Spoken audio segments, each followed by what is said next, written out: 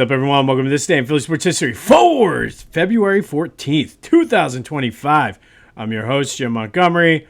Welcome to a Feel Good Friday edition of the podcast, a super duper Feel Good Friday. It is Parade Day, ladies and gentlemen. We are celebrating our Super Bowl 59 world champion Philadelphia Eagles today. I cannot wait. As you can see, I'm not at the parade.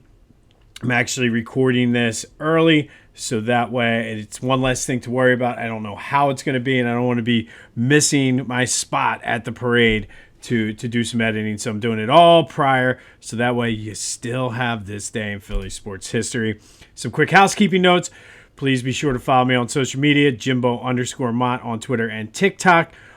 On Instagram, at Philly Jimbo. Subscribe to the YouTube channel, Jimbo_Mott. Continue to spread the word. Social media is probably the best way to track me down today. I'm thinking we're going to be around Broad and Walnut, somewhere in that range, looking to just have some fun. I bought some microphones. Don't know how it's going to work. Would love to interview you, have you say a few words about the Eagles, get you on the podcast. Again, who knows what's going to happen. It's going to be absolute pandemonium, just the way we like it.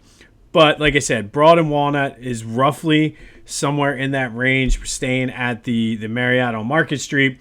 So somewhere between wherever they're turning, I guess around City Hall that way.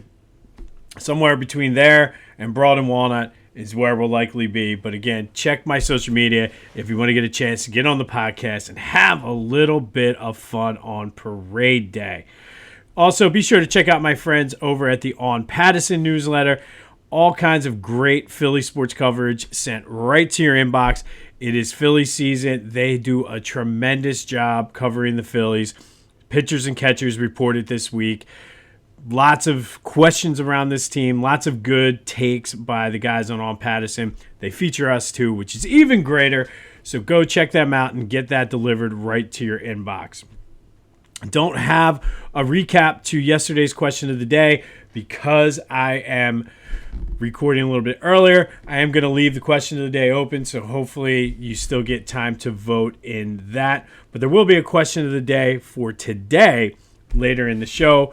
But as I mentioned, it is Parade Day. It's just going to be absolute pandemonium. Please, please, please be safe out there. Don't do anything stupid. Have fun. Enjoy it. But be safe.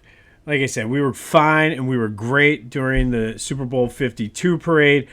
But it's, like I said, be smart. We're the class of the NFL. Let's act like the class of the NFL as it comes to celebrating this team.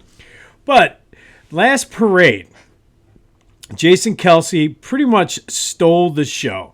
Am I expecting a repeat performance out of somebody? Probably not. But that leads to today's question of the day. Who's going to give the most passionate speech when it comes to the Super Bowl parade? C.J. Gardner-Johnson? He's a good possibility. Jalen Hurts, I'm telling you, I'm waiting for him to get out there. We talked about the Tonight Show the other day. We talked about just how he's more reserved with his emotions. He was on the Today Show on Wednesday. Kind of got a little emotional talking about his dad. So I'm hoping that we see him just kind of let loose. So is it going to be Jalen? Brandon Graham probably is my vote. Or do you think it's going to be someone else? 267-495-8531. That'll get you in on the Back to the Future voice and text line. But who's going to steal the show at the parade? I'm going Brandon Graham. I don't think we're going to get much out of him as far as his future, but I think he's going to steal the show. I think it'd be great to see Jalen steal the show, but I also don't think we're going to see that. But who's going to take the cake?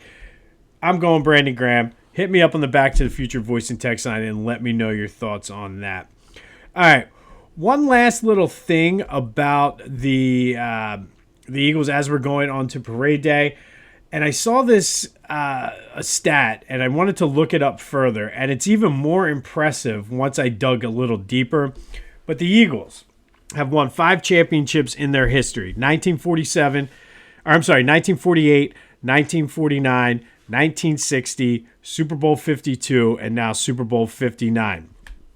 And they have beaten some legendary Hall of Fame coaches in those games. In 1948, they beat Jimmy Cosselman, who is a Pro Football Hall of Famer. He was the head coach of the Chicago Cardinals at the time.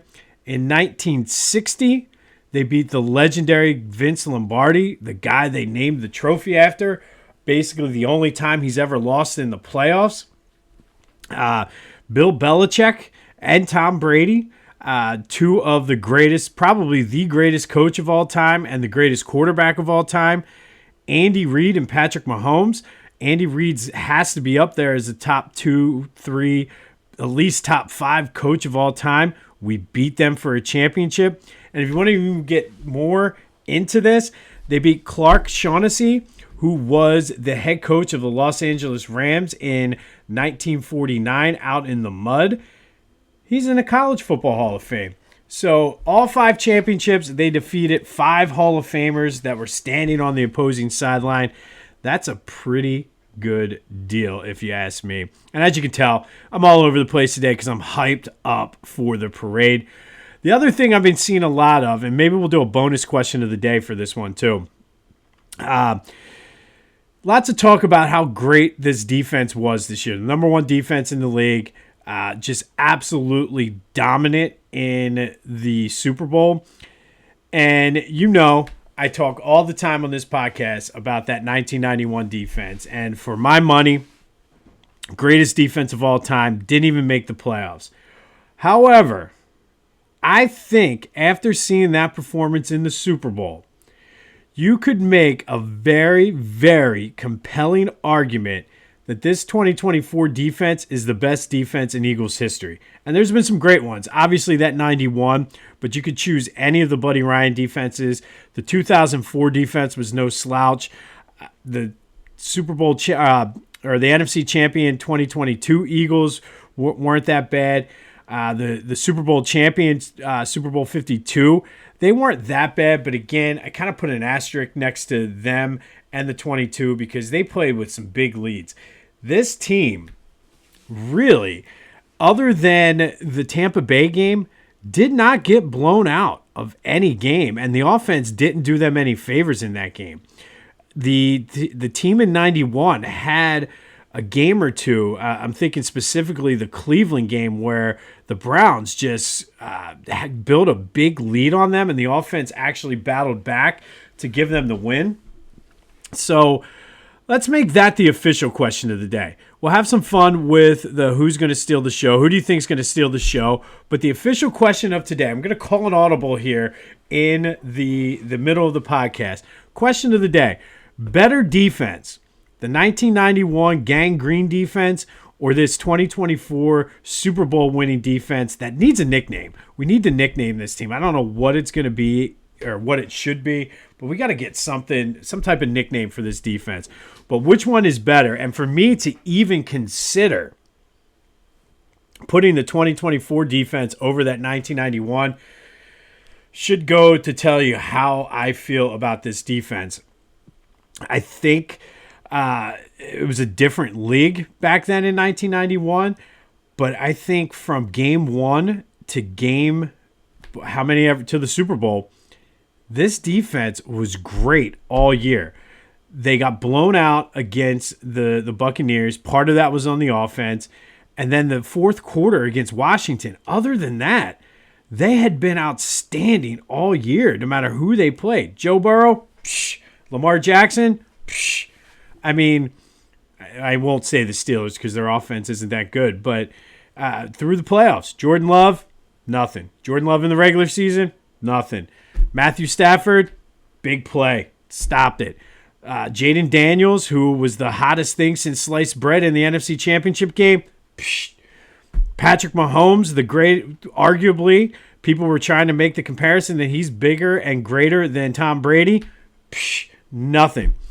So I don't know. I'm torn on this one. I'm very, very anxious to see where people go with this. I think it might be slanted toward the 2024 team just because they won the Super Bowl.